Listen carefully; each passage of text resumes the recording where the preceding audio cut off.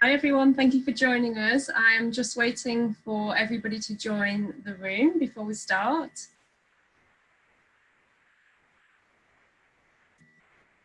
We will just give it a few more seconds.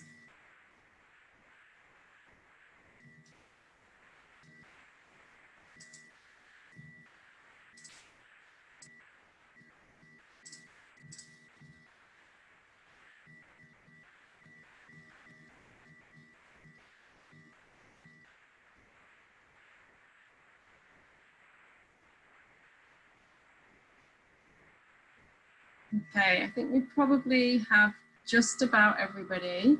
So hello and a very warm welcome from London Business School to today's event where we are going to provide you with an introduction to technology careers at London Business School. Good morning, good afternoon, good evening, wherever you are in the world.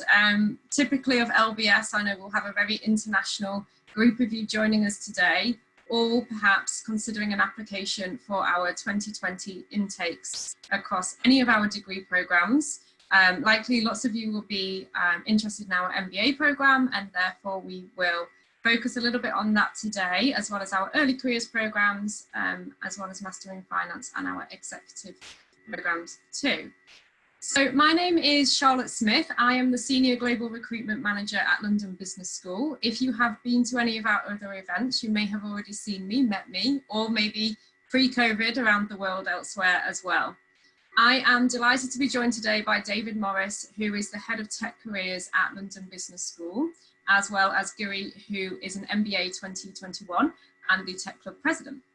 So shortly I will hand over to David and Giri, who are going to present an overview of all of the opportunities for anybody who is interested in a career in tech following study after LBS. So things we'll go through today are an intro to the Career Centre team, so that's the team that David heads up, the London tech scene, so what you can expect by moving to London and being a part of it here, tech recruitment from LBS, so the process in that and the opportunities for you, as well as some good examples of current or previous students as well and the careers that they've gone into, all of the tech resources at LBS, and then what we call the tech ecosystem at LBS, which Giri will talk to you a little bit about in terms of how all of those systems support each student through that recruitment process and then their career following their study.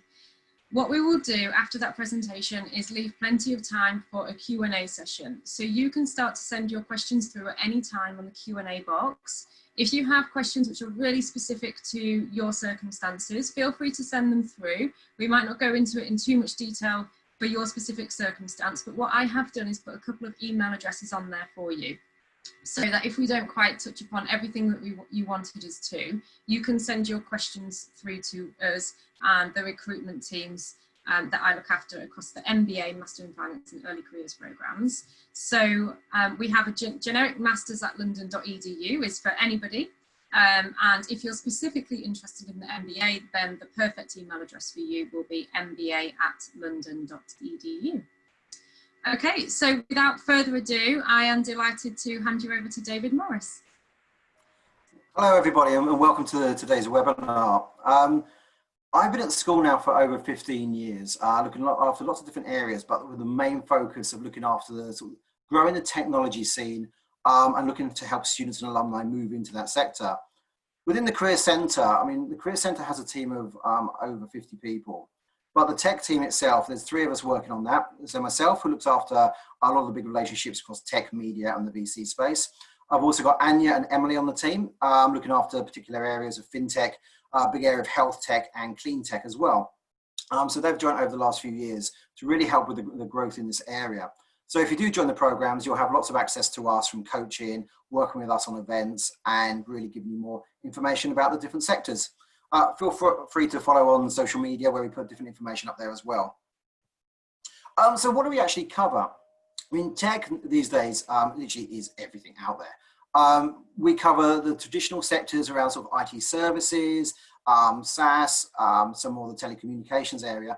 But really, you can put tech next to anything out there. So again, obvious ones like clean tech and fintech, but also we cover food tech, gov tech, legal tech, health tech, but also other areas such as mobility, which is coming into this space more and more, things like e-scooters and e-bikes. So we're doing a lot of work there. We also work across the media space, where we see there's a lot of transition between tech and media, the obvious players there like your Netflix and your Spotifys of this world. So we work closely there, and a lot's in the gaming space. But also another area that sometimes people are surprised to see, because obviously it's more of the financial services area, are things like venture capital. We do a lot of work with the startup and scale-up community here in London, but also further afield. So we do a lot of work with the different incubators and accelerators that are out there to help grow startups. So we do a lot of work trying to get students to work on projects and understand like who are the next big things. At the same time, we do a lot of work with the venture capital community, working with their portfolio. And also we see a lot of people who enter that space who come less from the financial services area, but more from operating roles within tech, or being entrepreneurs or working in scaling companies beforehand. So really, we cover an awful lot of areas there, and we'll go into that in a little bit more detail. So I thought, as you're looking at coming to London to study at London Business School, I thought to give you a quick overview of the London tech scene and how that's really grown over the last decade, really. To start off with, even a report that came out recently from the startup Genome has now ranked London as #3 in the world for sort of that startup community, just behind Silicon Valley and New York. And then when you look at the UK in general, I mean, we've got over 17 unicorns, so billion-dollar companies that have started and grown out of the UK there across different sectors, from e-commerce and health tech and fintech. So obvious names you can see there. You've seen a lot of investment coming into the market from the venture capital industry. It's also an area that's grown a lot in the UK over the last few years as well, with new funds that have started. The sectors, especially new sectors, that are seeing a lot more investment going into those. Especially as you've seen through the pandemic we're in at the moment, you've seen areas such as health tech have really grown. So health, wellness, you've seen robotics, drones, beauty, cryptocurrency. So these sorts of areas that are now raising money are areas that students are looking at to move into as well, coming through the programs here. But you can read through the different areas there. You can just see that London and UK is definitely going through a lot of growth within the tech space at this moment in time. And London itself, I mean, London really, starting back in around 2010, 2011, really saw a growth in terms of what's happening in the ecosystem. So the government saw that, especially in East London, around areas such as Shoreditch, Stratford and the Olympic Park, so the legacy from the Olympics as well, was a lot of investment went in there to really use this as an area to really grow that sort of tech and startup community. These were really areas traditionally with creativity out there. You had a number of startups that started out there running hackathons, running different sort of meetup and group type events. And so the government really worked with them to really put investment in there. They helped to encourage larger businesses, so people like Accenture and Google who invested in those areas. So the third picture down, you'll see the campus there. Google Campus was launched by one of our executive MBA alums who set up the building there. That's really set up to help to stimulate sort of startup conversations. There's lots of meetups that happen there. There's different conferences. There's that networking space. VCs are based there. And it's a great ecosystem there for entrepreneurs to start. So that came out, and that was, say, one of our alumni from London Business School. But we really saw lots of other organizations started up to really encourage London and the UK as a real heartbeat for the tech scene. So places like Tech Nation, that used to be UK Tech City. You've got London and Partners, Tech London Advocates, that has now gone global, and Innovate Finance, which is really the industry body for the fintech sector. These were all launched to really help to champion with government and to big business to really invest and encourage that sort of tech community to grow. And what we've seen from that, I mean, this is from a few years ago, but we're now having sort of over 20,000 sort of tech meetups happening in London alone, from sort of hackathons and small meetup groups around certain focus areas through to larger conferences and larger events there to really stimulate those conversations. We've got an awful lot of co-working spaces, an awful lot of incubators and accelerators have started to really, again, to help those companies grow, to encourage that sort of startup mentality there as well. And we've mentioned unicorns as well. So in overall, London is a real high growth tech scene, really. And it's seen on a global stage now. I mean, there's a lot of talk in Europe between sort of London and Berlin and Paris, but London's really seen, as we said, with the startup Genome, as sort of that #3 in the world at this moment in time, but sort of #1 in Europe. So that's a little bit about London itself, but how about London Business School? So what we've seen over the years is really a big growth in terms of the numbers of students who've moved into technology careers. And when we talk about technology careers, that's companies based within the technology sector. So it's not necessarily working in a tech role within consulting or investment banking. So, you can see there, over an 8-year period of sort of a 13% growth in terms of students moving in permanently from the MBA, big numbers on the internships. And also, with the early careers program, where traditionally we see a lot of them go towards consultants to start off with, but you do see a number of them also going straight into technology as well. This is from last year's statistics. We're still collecting the stats for this year's class, this year's graduating class. That will be finished in sort of October and published early in the new year.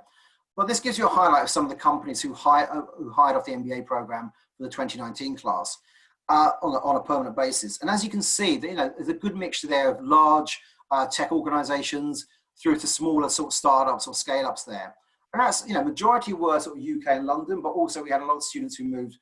Those who had work authorization could go back to North America or Asia, and also into Europe, Berlin in particular. So there's a number of companies from across different sectors. And this can vary every year in terms of how the companies want to hire. I'll come on to that in a bit more detail. And it's the same with the internships. I mean, these were internships from throughout the year. But again, you can see there's large organizations there who have that more of a structured recruitment intake, your Amazons, your Googles, your MasterCards, through to a lot of early stage startups and scale-ups as well. So you get a good mixture of companies who will hire. Also, as I say, a lot of these would have been summer internships, so mid-June through to late August, early September. But also students do get a chance to work on part-time projects throughout the year as well. So some of those might have worked for startups, maybe 20 hours a week to fit around their studies as well, just to add good experience to the CV when they came to more of that structured recruitment. And from an early careers perspective, again, you can see the growth. And these are just examples of companies over the years who have hired. Again, a lot of familiar household names there. We also had a number go to more of the sort of smaller or sort of scale up type companies, but it's a good mixture of sectors as well. So how do the companies actually hire? You will hear a lot of people talk about structured and unstructured hiring. That every year there's different terminology we'll use, but it's really looking at those who hire onto programs and those who hire into open roles. So a lot of the companies will hire onto full-time programs, and the full-time programs are really set up primarily at a graduate level, so there's early career students, or maybe more at an MBA level, so those with mid-career, looking at people with roughly 4 to 6 years experience. So that's why you normally see it around that sort of MBA level. They're really looking to hire people in onto a program for sort of 2, maybe 3 years, with the possibility of trying out different functions, maybe every 4 to 6 months, maybe even trying different locations as well. Just to understand the company, the product, get a better feel for the organization before you find a landing point within that organization itself. With this, you normally get strong mentorship, training programs, lots of team activities. It's a real way to learn more about that company, but they're looking at for those potential leaders. What we find with a lot of the mid-level, mid-career, sort of MBA level type roles, you're going to have companies who are going to be hiring out of London. You'll have quite a few actually out of the US, but they're looking for people with US work authorization. And we do have companies out of Asia, people like Rakuten or Shopee, who are looking to hire students out into Asia as well. With early career students, we do find that the majority of graduate programs aren't necessarily based in London. They're actually based more in Dublin, in Ireland. So your Facebooks, Googles, LinkedIn, Salesforce, Dropbox, there's plenty more. Dublin's got a fantastic tech scene out there. It's more for those sort of sales roles, those more sort of graduate level roles out there. But a lot of the companies will hire and they will sponsor students also to be based on those programs. You also find a lot of students who join those programs from the early career programs may stay 1 or 2 or a couple of years on those, do the programs, maybe stay a couple of years in Dublin, and then they've used that to move to different locations. So a number have moved to the London office. We've seen international students have transferred internally to, say, California or even to Asia as well. So it's a good launching point there for early career students. Now, the direct hire roles are more unstructured roles. These are those jobs on the company's job boards or in the open market. This is where a lot of the MBAs, Masters in Finance, and especially the sort of executive MBAs with more experience will move into these sorts of roles. These will hire, in the open market, 2 to 3 months prior to graduation. Students will join that, but we see a lot of students going that route. And then, of course, we've got the summer internships, which traditionally has been for MBAs. Some of the Masters in Finance might take these on as well. Normally structured with the larger firms, 8-12 weeks over the summer, real life projects where you'll present your findings and your work maybe to the leadership team or to senior management at the end of the summer, and you might be then given a full-time offer for you to then start with them full-time the following year. We also get a lot of startups and scale-ups offer at that point as well. And as you can see there, there's a lot of different recruitment dates there for the different locations around the world. The good thing is if you're based in London on those programs, you are covered with your student visa over the summer period. So it's good, so you get that good exposure there to the London market again. Internationally, sometimes you need to have that work authorization for the locations, especially if you're looking at the US, you do need that work authorization prior to joining them. This is just a really quick example of Amazon's MBA internship program. They will convert off of this internship program into a permanent role as well, into a permanent program. These are one of the largest recruiters on campus across all sectors. This is the EU program, so you can see the locations across Europe there, business areas, sort of consumer, AWS, Amazon Video, and then you can see the sort of things they'll look for in previous examples there. But you know, Amazon is one of the big recruiters on campus here. They will look for students from all different backgrounds. Doesn't matter if you come from tech or from whatever background, they will consider you for that program. And here's one that's more for the early career students. So LinkedIn launched their strategy and analytics program a couple of years ago. We've had a good hiring rate of Masters in Management students who've joined this program. Again, it's based out of Dublin. It's a 2-year rotation program. You can read through the details there on that. But it's another good example of the types of companies who look to hire and the types of programs you can join off the program. So the big question I get every year, and I'll get again this year and I'll get next year, is I don't have a tech background. Can I actually work in tech? It's amazing when you actually have some people who don't apply because they think they need that tech background. You know, there's a lot of detail on here, so I won't share all of this, but really the areas to look at there are really the sector knowledge. Even if you do not come from tech or you don't have a computer science background, are you passionate about the tech industry? Are you interested about products? Can you sit down with maybe an alum who works for a particular company and talk to them about their product, about their competitors, about what's happening in that landscape? Can you really show that enthusiasm there? You know, do you go to hackathons? Do you go to events and meetups and conferences to learn more about the sector? You know, are you, you know, do you maybe you might write a blog about the sector, about different technologies? This is a great way to demonstrate your passion and interest in that space, even if you haven't worked in that sector before. The other question is, say, the technical skills. I mean, one of the big things that does come up is, you know, do you need to code? Well, actually, what we would say, and this is something that Giri will touch on a bit later, is really it's about analytical skills. You know, do you know SQL, maybe advanced Excel, Python, Tableau? You know, it's everything you do now is about data. Can you manipulate that data? Can you have stories from that data? Can you get the results from that data? So, you know, there will be things that will be run on campus, especially, you know, we work in partnership with the Tech and Media Club on this. So there's a lot of activity where we can help to sort of upskill students. But these are definitely areas that if you've got a chance to try to, you know, learn the basics and learn about this is what I would do more than other coding areas. But also if you're looking at particular companies like Google, you know, learn the basics. How does things like AdWords work? Google Analytics, Facebook, how does Facebook advertising work? Look at how the different products work with those organizations. So it's always a good thing to have there. Now, certain roles, you know, product management comes up all the time. A lot of students want to go into product management. What you will find is some companies, especially some of the larger ones out there, are very adamant that you have to have a computer science degree beforehand or that technical skills. It's not the same for every company, but sometimes it's about reading that job, doing your due diligence, talking to alumni, find out what is the criteria to apply for those jobs. But sometimes it can be more tech heavy. But that's particular roles. In general, it is open to people with non-tech backgrounds. And here's a couple of quick examples there. Tara off the MBA from a few years ago, you can see started as a vet out in New Zealand, came to LBS really to learn more about what's happening in the entrepreneurship and startup and tech scene, trying to make that switch. Got involved with some of the clubs. Tell Series on campus is a big event where we get lots of seasoned entrepreneurs to campus to talk about their career paths and give their advice. It's a great networking opportunity. Work with a number of startups in the London tech scene here. Then use that experience to transition into the AR scale-up Blipper a few years ago as a sales manager. Once she got in, she managed to pivot and get into a product role. And she's used that experience now to set up her own AR gaming company called Love Shark. And that's just going from strength to strength at this moment in time. And then you got Eric off the MIM program, we don't get too many bassoonists. So I think he was our only bassoonist we've had, who's come from that background, a musical background, sort of non-business background, but use that experience within the music space where he's understanding his passion, got involved with activities on campus, networking opportunities, bringing speakers to campus, actually interned for Spotify in London, and he's a US citizen, so he used that to transition to a role in New York and has moved different roles there as well. So it just demonstrates that you don't have to come exactly from a tech background to move into that space, but it's how you can build up your experiences over maybe your 1 or 2 years at LBS. So when you come to LBS, what resources are available?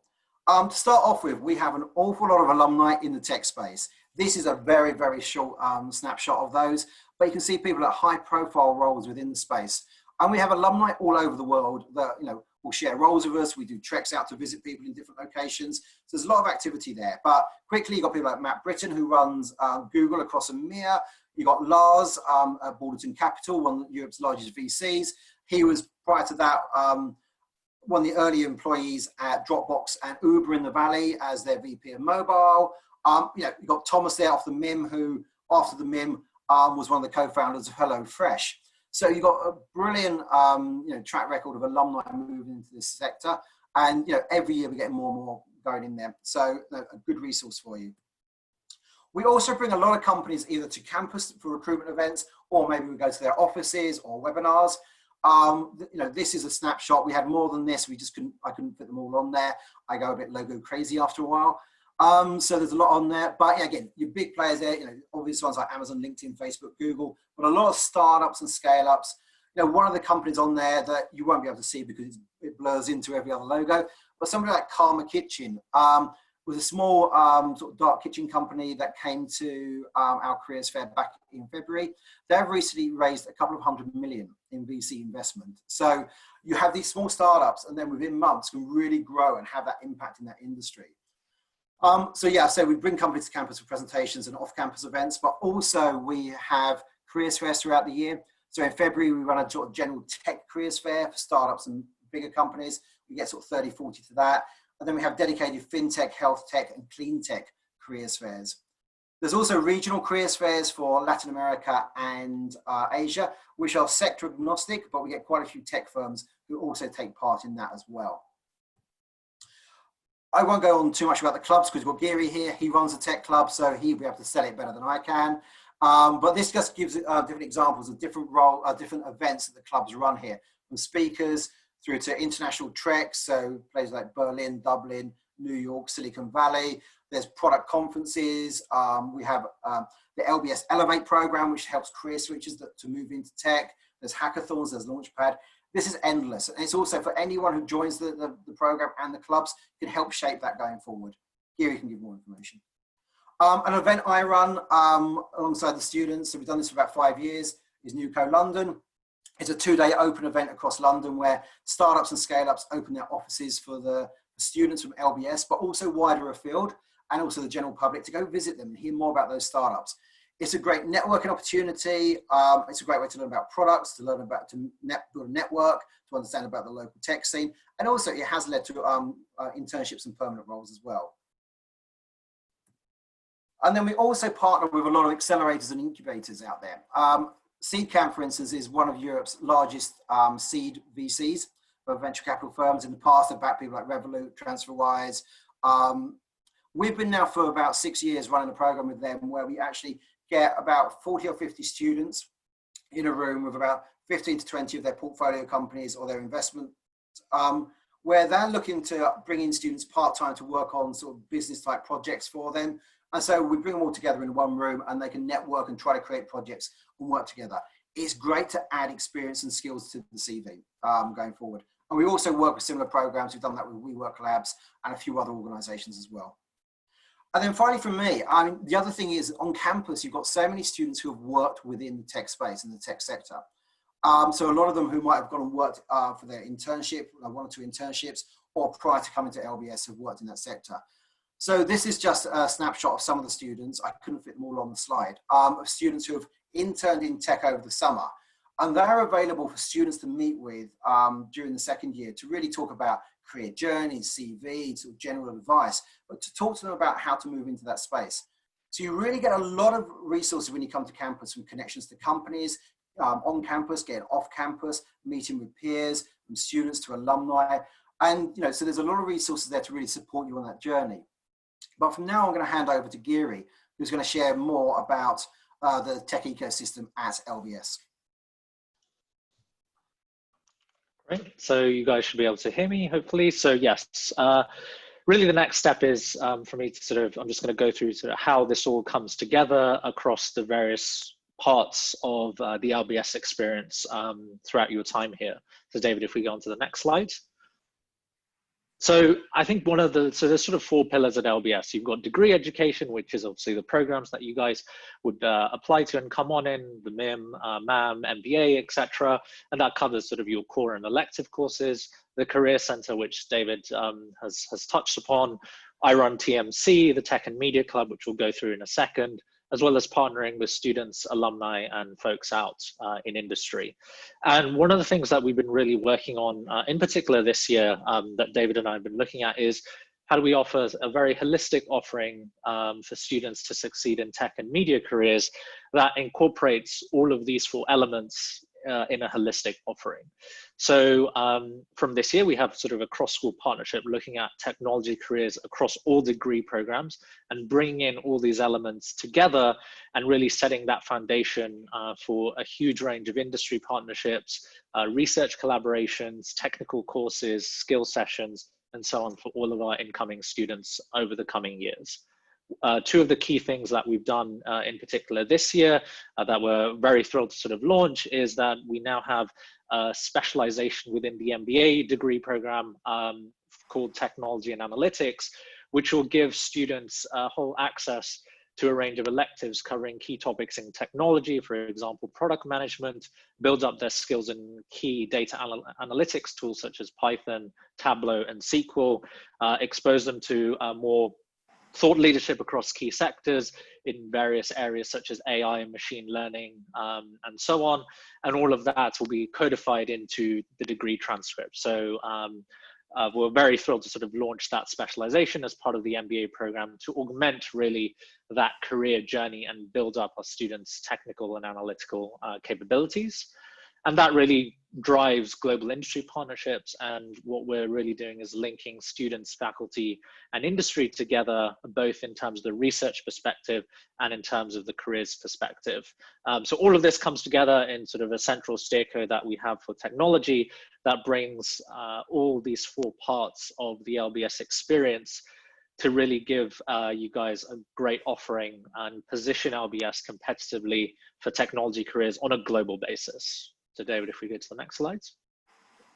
So one of those key pillars is the Tech and Media Club itself. So we have about 3,400 members covering current students and alumni. We run nearly sort of 400 events.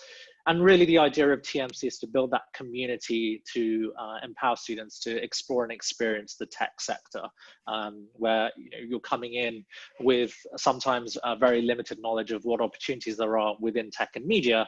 And really the idea of the club is to create that approachable, safe space almost, an engaging culture where you guys can explore the technology industry and really bring together students, faculty, career service, company, and alumni in that sort of package as well. And it's really sort of the focal point of technology at LBS that's we run. Here you can see some of sort of the key things that we do. One of the main things that I was involved in last year was running our international treks. So David and I took a whole group of students out to Dublin to visit the headquarters of Dropbox, Facebook, Google, and so on, as you can see at the bottom. We also run various initiatives such as the product conference to enable students with limited background in product management to really gain those skills needed for that career. So if we go on to the next slide. So really there's sort of 3 pillars of TMC. So we look at speaker events, we run conferences, company visits both in London and across the world, and international treks, a huge part of sort of the experience. We're actually sort of planning our portfolio of treks for next year that will be run sort of half virtual and half physical. And these cover destinations ranging from Dublin, within London itself, Silicon Valley, New York as a new trek, various sort of mini treks in destinations such as Seattle, and Berlin and Amsterdam in Europe as well. So really having that international exposure and network globally. We also run the Elevate program, which is really geared towards people who don't have a technology background and enables them to gain the skills and experience needed to transition into tech. So we pair you up with an industry mentor who's actually working within the technology industry globally, and they will mentor you throughout sort of your time at LBS. You'll do various workshops or skill sessions. It's basically a whole program designed for people who are switching industry into technology and give them the exposure needed to make that transition a success. Workshop and skills, as I touched on later, more on the academic side of the program, really ensuring that our students have a solid grounding in data science, are able to make data-driven decisions, have analytical capability, and have that wide range of technical skills needed for a career in technology. Certifications and courses, so this is actually something that certainly many companies offer as well. For example, Google Analytics individual qualification, Facebook has a digital marketing associate qualification, Amazon has an AWS certificate. So we work with the Tech and Media Club and our students to ensure that folks can almost have company specific qualifications, which can be very useful when you're targeting certain applications. So really it's about building that knowledge, creating partnerships across the industry, a big community that's informal and yet professional. Next slide. So a bit of my journey as well. So my background is actually in engineering. So I studied at Imperial College London, did a master's in electronic engineering, 5 years experience in more product development at Deutsche Bank, covering electronic trading technology within equities, so much more of a fintech slanted role. I'm an MBA 2021, so graduating next year, so just finished the first year now. I'm also an academic rep for the program, as well as one of the peer leaders for technology. And one of the main things that I've been working on this year, along with David, and really across degree education in the school, is to really look at that holistic offering of technology to our students. So not just the Career Center, but how we bring the Career Center, Tech and Media Club, faculty and degree education together to position students for careers in technology. So we set up the MBA in technology and analytics as a concentration and created a school-wide steerco that dynamically alters the content of our degree programs, as well as the experiences that the school offers to really match with industry demand as well. I'm also the co-president for the Tech and Media Club for the upcoming academic year, and that ties in to a lot of the initiatives that we have more holistically. And this summer, I'm currently interning at American Express. So as an example of how the recruitment process actually works, so it's really like a funnel. So you'll join LBS, you might have a couple of industries that you're interested in exploring. So the Career Center will do various sector-specific presentations, looking at, okay, these are the roles that are there in each industry. I reached out to David, he reviewed sort of my CV. We made it very tailored towards technology and fintech in terms of the wording, the skills. For example, Google likes to have students having the phrase analytics within the CV. It's those kind of things that really tailor your CV towards companies, towards an industry. We had several interns at Amex MBA 2020, so the year above. So as David mentioned, these folks become peer leaders. So folks who have interned over the summer, so definitely networking with them, gaining an idea of what it actually means to work at some of these companies. Because you'll often find that the same role is very different at each firm. So when we talk about product management, for example, that means something very different in places like Google or maybe places like Facebook. For example, Facebook has a product marketing manager, so it's almost a subset, etc. So really understanding from the student body and folks who are already working in technology, what do these roles actually mean? What skills do you actually need to succeed in those roles? And I think one of the interesting things that we do in the next steps, and narrowing it down further, is really firm-specific interview advice and preparation. So many companies have a certain way of doing interviews. For example, Amazon focus on their leadership principles, and it's a very specific way of interviewing. So when you're preparing, it's great having that support network at LBS of folks who are not only preparing you for an interview in technology, but actually preparing you for an interview at Amazon for technology. So very, very narrow and specific. So we did the same at Amex. So I'm within finance at Amex. Really looked at interview prep for that division, company, and sector combination. And I think that is very, very interesting as a support structure and extremely useful in interview preparation. And that ties into structured recruiting on campus. So technology recruiting, certainly for the MBAs for the first year, occurs sort of from January to March onwards. For the summer internships, we have a whole lot of presentations on campus across key firms. About 200 of us went pre-COVID to Liverpool Street and visited Amazon's main office there. For example, American Express brought in their chief strategy officer onto campus and senior VPs across each division and did a flagship presentation in early January. And that really ensures that you know the companies, you meet them, you get to see what they're about. There's also ample opportunities for coffee chats. So many firms do coffee chats on campus, post their presentation. So it's an opportunity for you to really ask key questions one-to-one with either a recruiter or folks who are actually working in that company, and really make up that decision whether you want to apply or not. And then that leads to the interview stage, which is typically on campus for some of these structured programs and summer internship offers. So that sort of funnel journey through the Career Center, through the academic experiences of the school, are absolutely key to ensuring that application process is very successful. And I think one of the key things here is that it's very tailored to not only the firm, but also the sector as well. And, utilizing Career Center workshops and how to tailor your CVs to different industries, various skill sessions to upskill you in key areas such as SQL and data analytics, which I think is an absolutely vital skill that everyone who wants to go into the sector needs. SQL, painting a story with data, absolutely essential skill.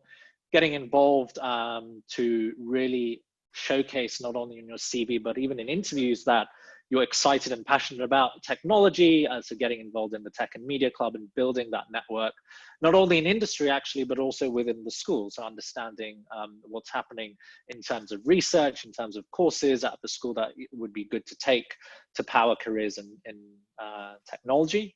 LBS has a very flexible course structure, as you'll know from sort of various other presentations, I'm sure. So there is a lot of opportunity to do term time internships. So for example, I spent January to April doing a part-time internship at Silicon Roundabout Ventures, which is more technology VC. So really, it's not only about sort of structured recruiting for the summer internships, but also opportunities throughout the year where the Career Center can help you out, and where the school can help you out in terms of flexibility, in terms of doing part-time internships that can then be leveraged to summer internship offers and full-time offers as well. So really combining all of those resources was absolutely key to create that very strong application that was very specific towards Amex.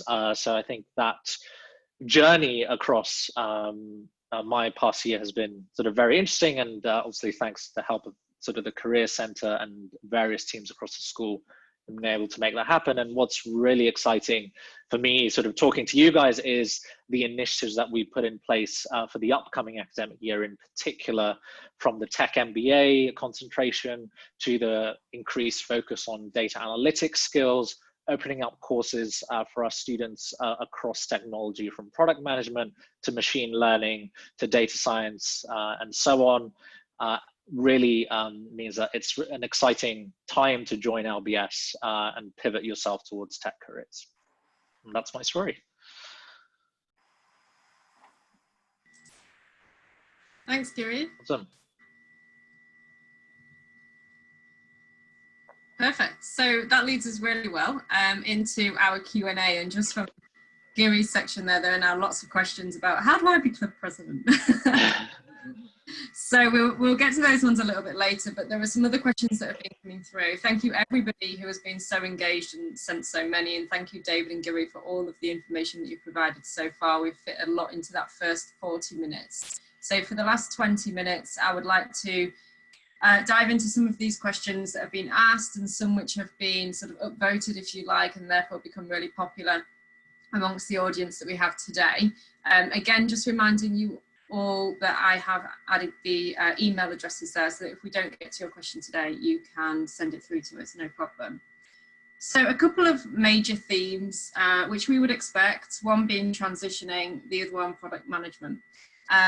So if we maybe focus first of all on the transition question. So specifically, I guess the ease or difficulties, or what should we do if we are working in consulting and looking to transition to tech with no prior tech experience? That's a common question that comes up. We actually see a lot of students who come from consulting who do move into tech.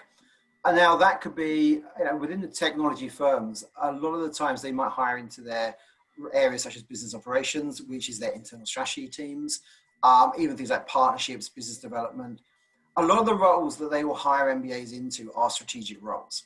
And so a consulting background, if you've already got that skill set of working within, on consulting projects, within different strategy consulting houses, is transferable skills that these firms are going to be interested in. We see a lot of alumni who move maybe into consulting after the MBA, then move into tech a little bit later in their career, and you see those who are coming from consulting moving straight into tech off the back of the program as well.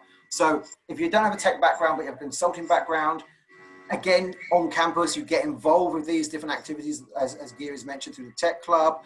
Maybe take on part-time internships, maybe do a summer internship in tech, add that experience and interest in the space. You've got a great opportunity to network and build a brand there as well. You can use that to transition, not a problem. Great, thanks David. And I guess a follow-up to that, which was also another good question, was if you're aiming to transition into tech, should you give that your all and have complete focus on that throughout your MBA or whichever program you choose? Or should you have a plan B, a backup plan? I would always say it's good to have a plan B as well. You see a lot of students when they come to campus actually are looking at different sectors. So it's good to narrow it down. You always have some who try to go across, let's say, the main buckets of maybe finance, consulting, tech, maybe even other sectors, which can get too confusing and too much going on there. There's a lot of noise. But you do see a lot who might look at consulting and look at technology as well. And a lot of the time, the preparation you do for both sectors in terms of sort of interview prep is very much transferable. So you will get case interviews. In consulting, it's case interviews. You will get that as well within technology recruitment. So it's good transferable practice that you can do there. But I think it doesn't stop you from going to tech club events, consulting club events, networking with consultancies, networking with tech companies as well. You also see some students who might go into, let's say, consultancy for the summer, do their internship, and decide it's not for them. The internship's a great time for anyone to try out a different sector, a different company, and see if it works. And you might do that and then decide in the second year you want to switch into a different sector on a permanent basis. So it gives you that opportunity. So I would have a plan B as well and just be prepared, especially in the current market as well. And I think, to add to David, I think what's possibly different, certainly at sort of MBA level, is that at undergraduate level, it's very narrow. You kind of get a summer internship, you get offered a full-time job, and you accept it. I think certainly at MBA level for our class, it's a lot more exploration. So multiple sectors, multiple internships even over the summer. So actually, after my time at Amex, I'm going into one of a spin-off company from BCG Digital Ventures, doing an internship in product management, right? So multiple internships across sectors to really see what fits for you, what's really beneficial for you is absolutely key. The other thing I'd say is be practical in terms of the sectors you're considering in terms of timelines as well, right? So consulting and tech kind of works quite nicely because consulting starts sort of very early, Jan, Feb, tech is more Feb, March, so it's kind of runs on. If you were to do something like investment banking and consulting, that's when it gets a bit harder in terms of clashing sort of opportunities almost. So yeah, I definitely have sort of a couple, definitely have sort of a backup industry, but also, as David mentioned, the transferable skills. So I did consulting recruitment, so a lot of case prep that directly translated into interviews at Amex, which were mostly case-based anyway. So that those skills will always be useful. I think also sometimes some of the sectors are quite close. So when it comes to motivation, you can explain why you're looking at that sector or whatever. If you're doing them that, are quite polar opposites, it's hard to get across your motivation, why you're looking at those different sectors. And your story can sometimes get confused. So just be careful. Thanks, David. Good advice. Okay, so launching in some of these product management questions specifically then. First of all, somebody who is looking to transition into product management has no engineering or computer science experience. Is it possible to gain enough experience during the MBA to head into that? So with product management, as Gary touched on here, product management in different sectors, in different companies can mean different things. So you do have some companies, so for instance, an Amazon and there's some others like that, who they can hire people into technical product management roles where it's more engineering based, more computer science. But on the other side, where it's more on the consumer side, it's more about data. So you don't need a computer science to go and do some of those roles, but it's still what they would class as product management. We have had students who, there's another case study, I've had a student in the past who has had, again, came from the music industry, was more of a music engineer, so not a computer engineer, never worked on that side at all. Actually did a lot of product management courses, places like General Assembly and other things like that, got involved with the tech club, did lots of these activities, ended up in a startup, in a product role, and used that to really gain his experience, and has moved on to a couple of others, and he's currently working at one of the big, one of the latest unicorns coming out of London at the moment in a senior product role. So it is possible. And I think, again, it's one of those things about coming in onto the program at LBS. It gives you time to think and explore and try things out. But again, it's being realistic and where you think, when you have those conversations, you might talk to other product managers, you might talk to other students, go to presentations, learn about it, but have a plan B. It might be the case that you get into a company, you might not get into it as a product role, but you get into that company. And once you're in there, you might have that chance then to develop or pivot into that role a little bit later on. So I think it's always worth exploring, and you can develop some of those skills on campus, but sometimes they are looking for hardcore experiences as well. But the great thing is, like with the Tech and Media Club at the moment, they are doing a lot of work around product. So we'll have a lot of speaker events. You have things like the product conference. They're looking to really expand on that this year. You've also got other activities as well. So things like, the Entrepreneurship Club runs a hackathon. They also run their Launchpad event where they help to scale business ideas and grow business ideas from students. And that's great experience as well to demonstrate on a CV on how you actually come up with maybe a business idea or a product idea and how you start to try to develop that, even doing the MVP for that. And that sort of experiences that people will be interested in is having that understanding of how a product is grown. Yeah. And I think sort of really builds credibility on your CV through opportunities both on campus, through things like case competitions. So for example, I was involved in INSEAD product games last year. That was amazing. So a group of us took this startup in India and basically built a whole go-to-market strategy for that edtech company in the UK.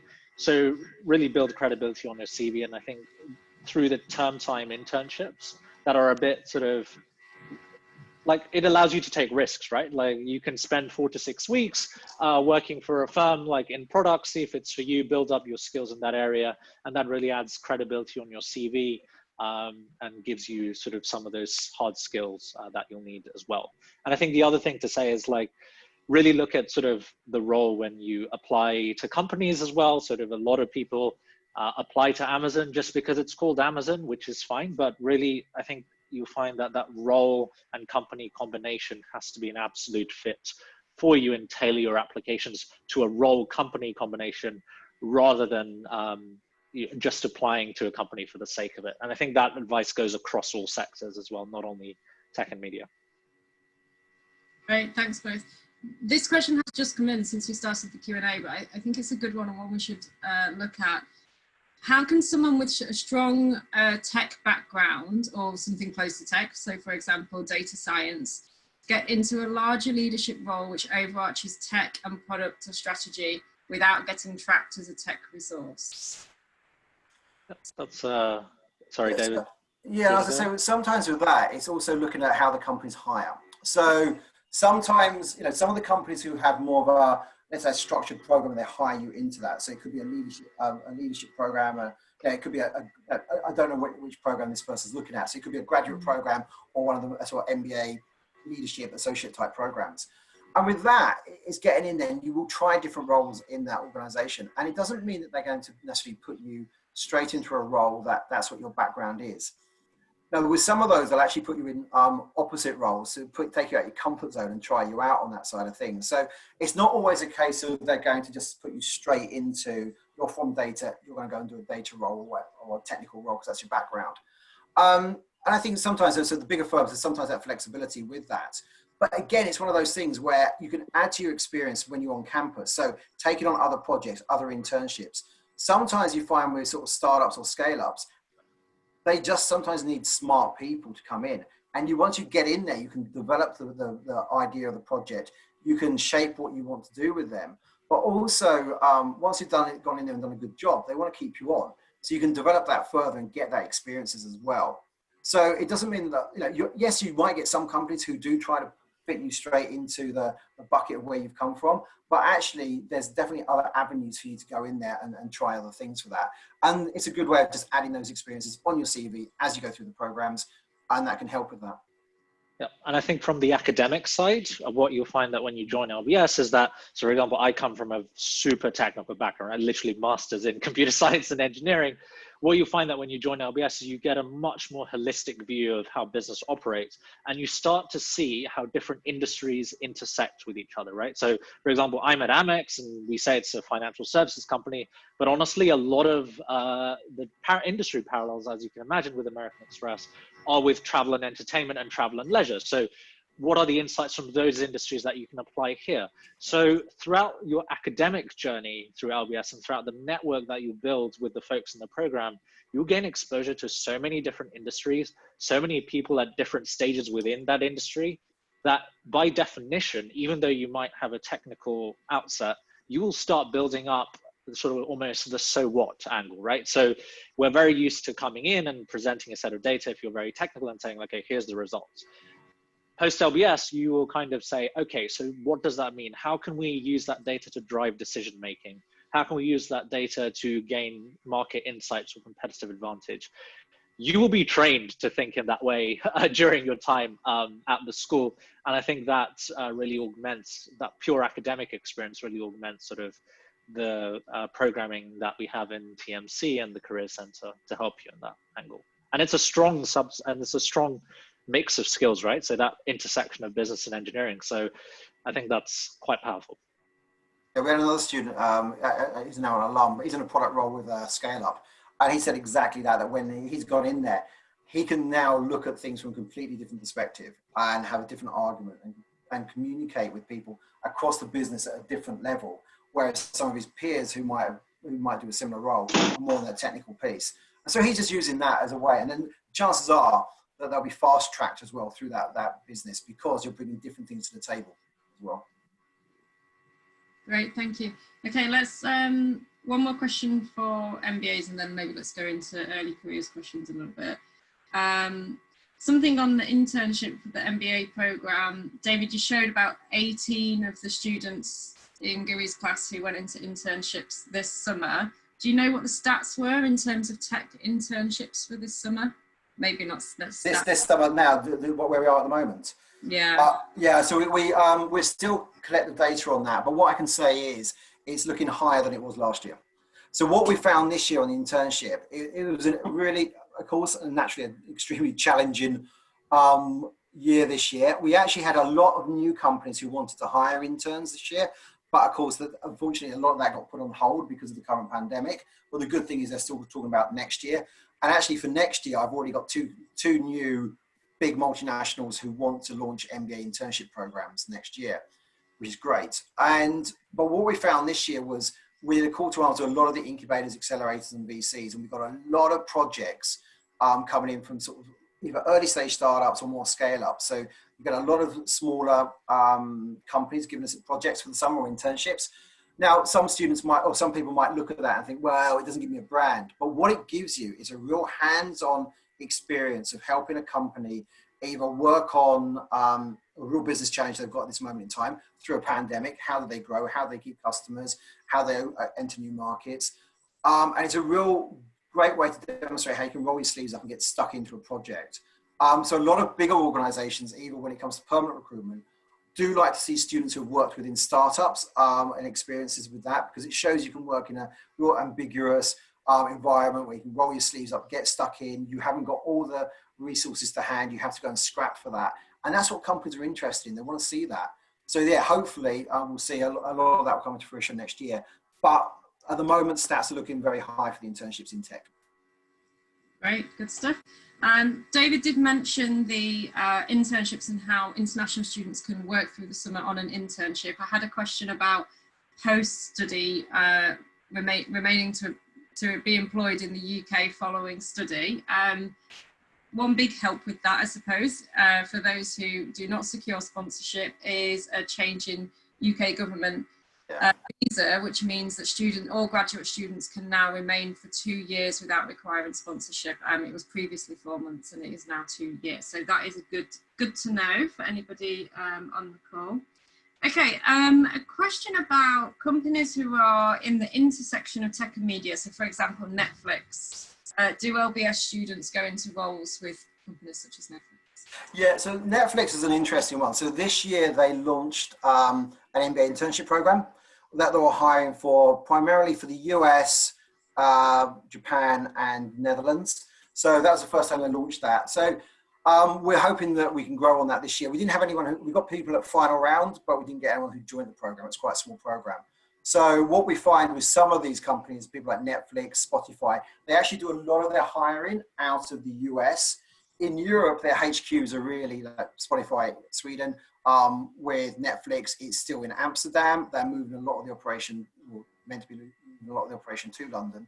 So we do work with these companies, but they have a lot smaller in terms of their recruitment programs. But yeah, we definitely are talking to them and we work with them. And even so, like, as I said, so Netflix, we've even visited on some of the treks to the US in the past as well. Yeah, and I'd say we have sort of interns in our class at Adobe this summer, for example, in digital strategy, looking at sort of how we can use various media elements from a strategy angle in sort of large scale organizations. So definitely, those companies come onto campus. Great, thank you. Guri, a few people who are considering one of our early careers programs for next year, who got really excited about the MBA concentration will launch this year, and hearing you talk about some of the electives around Python. Do you know, or maybe David, what's available to EC, to early careers candidates with Python and those types of sessions? Sure. So so the concentration is for MBAs at the moment. So it's basically packaging up a series of electives that are relevant for technology. A lot of electives at the school are run cross programs, which is actually really nice, right? So I'm in classes at the moment with students across early careers, all the way to like MBA, to Sloan, to Embers, etc. So we all do sort of the same courses. Obviously, depending on sort of the program, the specific program you're in, you'll have a series of core courses that you will have to take. For example, MIF will do more finance-related core courses. MAM will do more analytics-related core courses.